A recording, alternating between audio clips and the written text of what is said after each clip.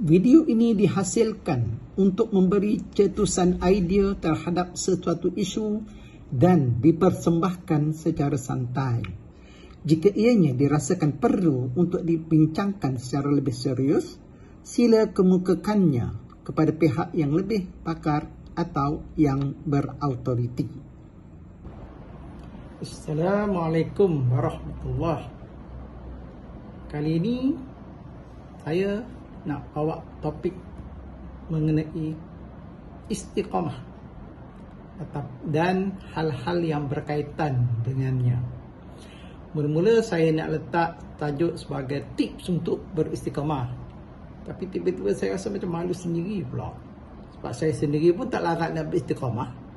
Lepas tu nak bagi nasihat kepada orang pula untuk menggunakan tips-tips tersebut. Jadi saya kata tak payahlah. Cuma seperti biasa, video-video yang saya keluarkan terutama yang bertemakan keagamaan ni, konsepnya adalah untuk memberi idea kepada tuan-tuan dan puan terhadap sesuatu isu yang disebut. Ada mungkin di antara kita tak ramai pun dapat melihat video saya dan mengambil idea itu dan diaplikasikan dan hasilnya lebih baik daripada saya sendiri. Jadi semoga Allah memberi ganjaran kepada apa-apa yang kita buat. Ganjaran kepada tuan-tuan dan puan yang mengaplikasikan idea yang baik itu, dan juga insya-Allah ganjaran juga kepada saya yang berpesan-pesan kepada kebenaran. Okey, stop dulu. Apa sebenarnya istiqamah ni? Saya rujuk beberapa sumber. Saya baca ya.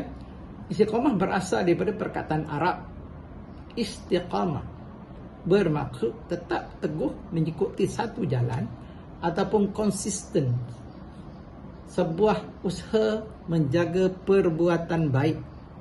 Contohnya seperti ibadah secara konsisten dan tidak berubah.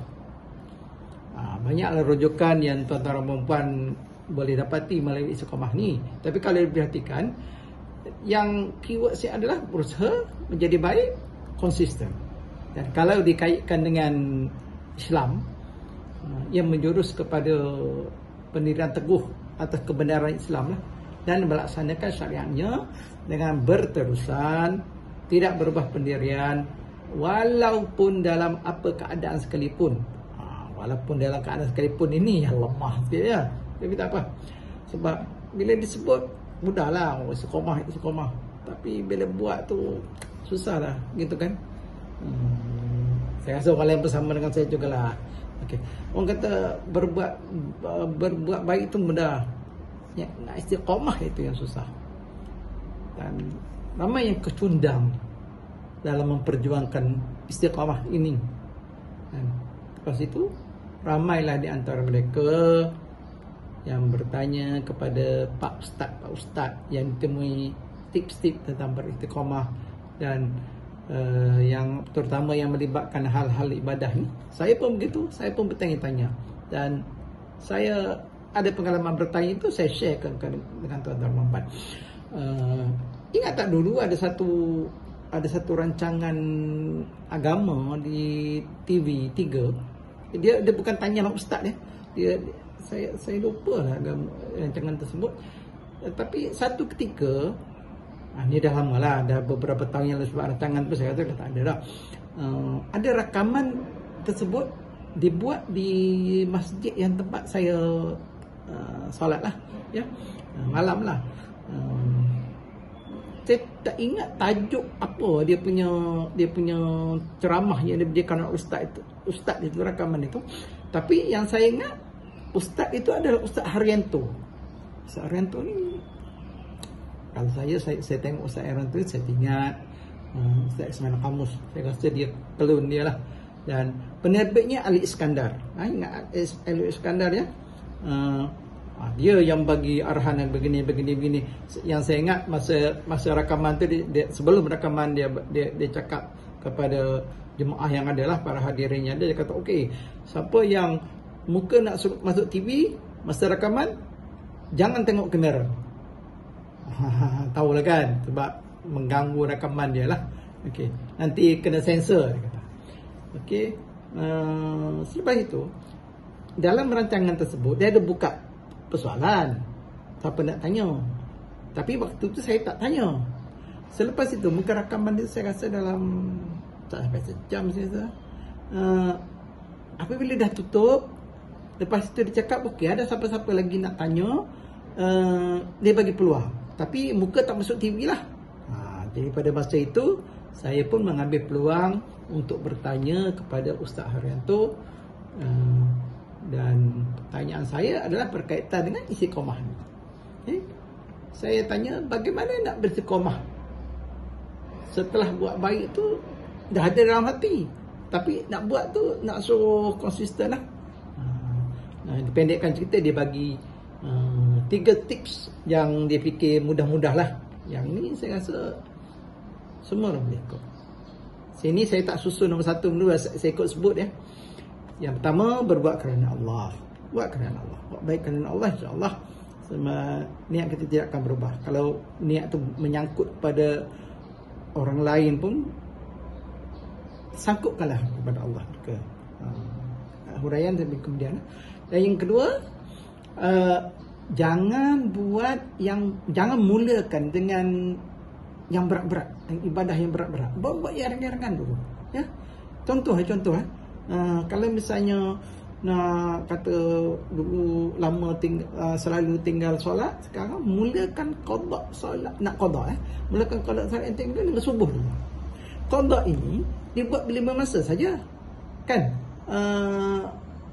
Ambil yang 2 rakaat dulu. Pada masa subuh, lepas subuh qada 2 rakaat.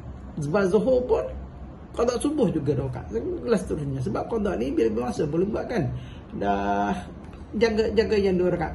Dah jadi habit, barulah ambil yang lebih berat lagi lah.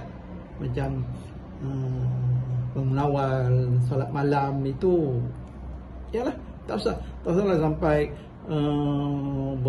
berbelah-belah rakaat. Tapi kalau larat, jalan je lah. Ada saya dengar tu macam sampai 17 rakaat ya. Dahsyat kan. Saya harap orang individu yang saya pernah baca tu dia masih lagi kekal dengan itu. Sebab kalau keimanan baru nak build, baru nak bina ni susah sikit lah. Tapi kalau tuan-tuan dan puan rasa boleh jalan, sila jalan.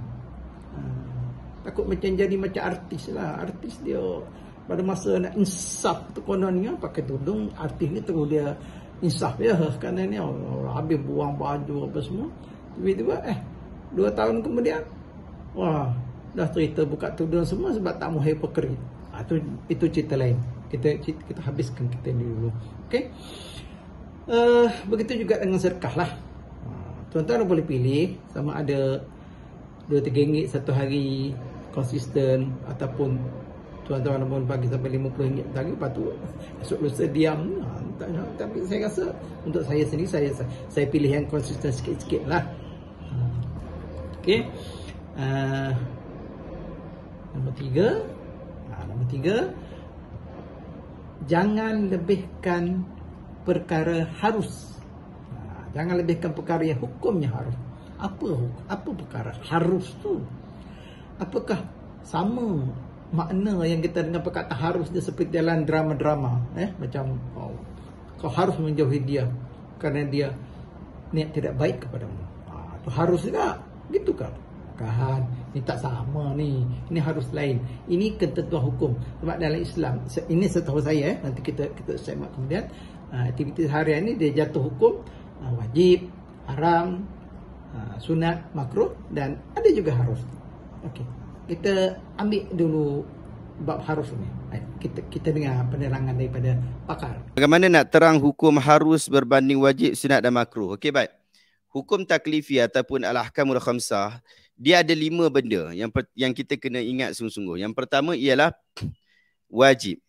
Yang kedua makruh, yang kedua sunat, yang ketiga haram, yang keempat makruh, yang kelima harus. Harus ni dia bukan harus dengan maksud bahasa Indonesia yang maksudnya anda haruslah. Maksudnya kalau anda haruslah melakukan perkara ini, maksud dia anda mesti melakukan perkara ini.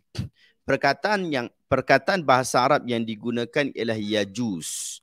Boleh untuk awak buat. boleh awak tak buat. Yang tu maksud dia. Dia tidak ada tuntutan, dia tidak ada larangan. Yang tu disebut dalam isu Yajuz. Isu yang tuntutan dan juga larangan ada pada isu perkara sunat dan juga perkara sunat dan perkara wajib, perkara sunat, perkara haram dan juga perkara makruh. Yang tu dia ada tuntutan dan juga larangan. Kalau benda tu dituntut dengan dalil yang kuat, dengan maksud tuntutan itu adalah tuntutan yang tegas untuk kita melakukannya. Siapa tak buat akan menyebabkan dosa ataupun seumpama dengannya. Jadi yang tu dia jadi wajib. Kalau ada tuntutan tapi tuntutan tu tak tegas sehingga tidak disebutkan kepada kita iqab ataupun balasan kepada orang yang melakukannya, orang yang meninggalkannya. Demikian juga dalam sudut mungkin kalau macam salat sebagai contoh dalam bab duduk dia tahiyat awal. Ada kalanya Nabi SAW tinggalkan dia. Jadi Nabi tak ulang balik solat tu. Menunjukkan bahawa tuntutan untuk melakukannya itu ada, tetapi tuntutan itu tidak terlalu tegas sehingga mesti melakukannya. Kalau tak buat, salah. Jadi itu jadi sunat. Kalau haram pula, dia ada tuntutan untuk tinggal. Jadi tuntutan untuk tinggal tu, dia macam tadi juga, macam wajib. Iaitu tuntutan tu kuat. Sehingga menjadikan benda tu jadi wajib. Kalau tuntutan tu tak berapa nak kuat, tuntutan untuk tinggal tak berapa nak kuat, dia disebut sebagai makruh. Dan yang harus ni tak ada tuntutan yang jelas, tak ada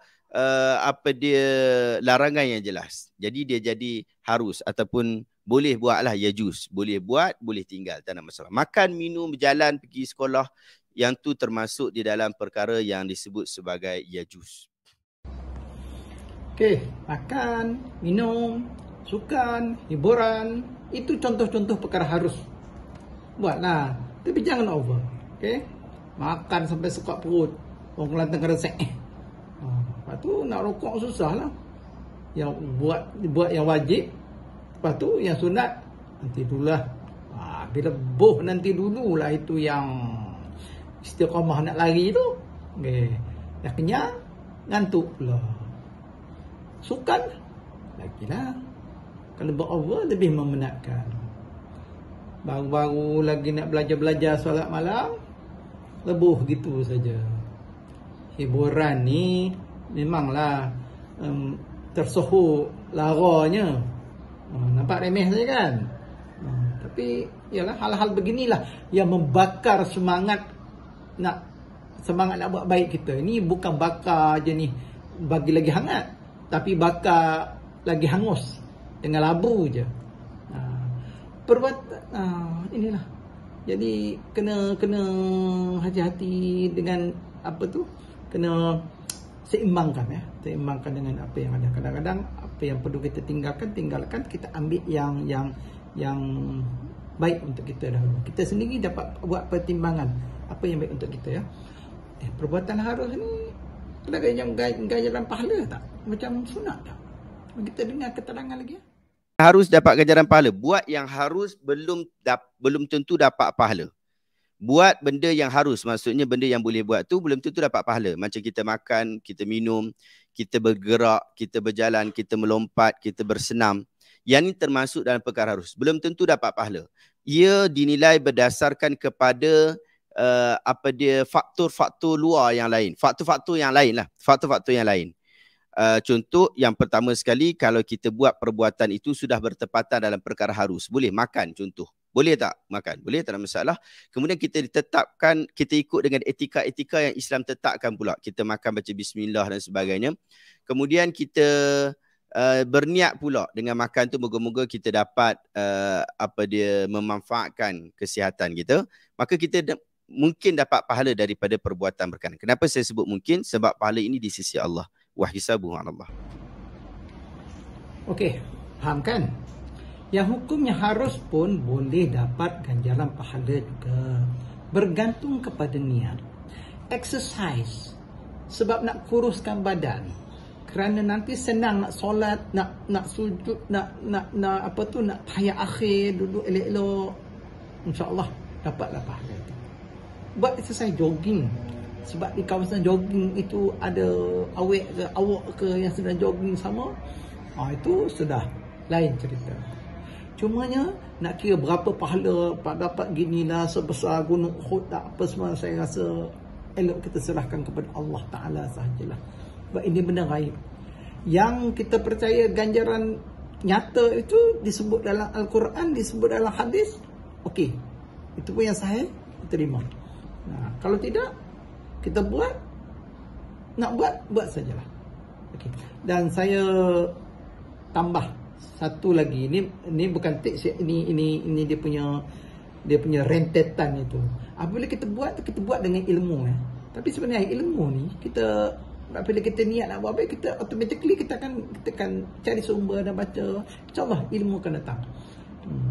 Kadang-kadang kita fikir benda itu sunnah sebab ramai orang buat. Tapi bila cek kan, bukan sunnah sebenarnya. Sebab peringatan ya, benar atau tidak sesuatu amalan itu bukan bergantung kepada majoriti, tapi ia bergantung kepada dalil sahih. Maksudnya nak ilmu datang. Tapi saya percaya jika anda selalu meletakkan diri anda dalam mood yang baik, insya-Allah akan sendirinya mood mencari ilmu itu ada. Okey, selamat beristiqamah dan selamat mencari ilmu. Ada sesuatu yang menarik perhatian anda? Sila like dan share untuk dikongsikan kepada orang lain supaya mendapat cetusan idea yang sama. Terima kasih.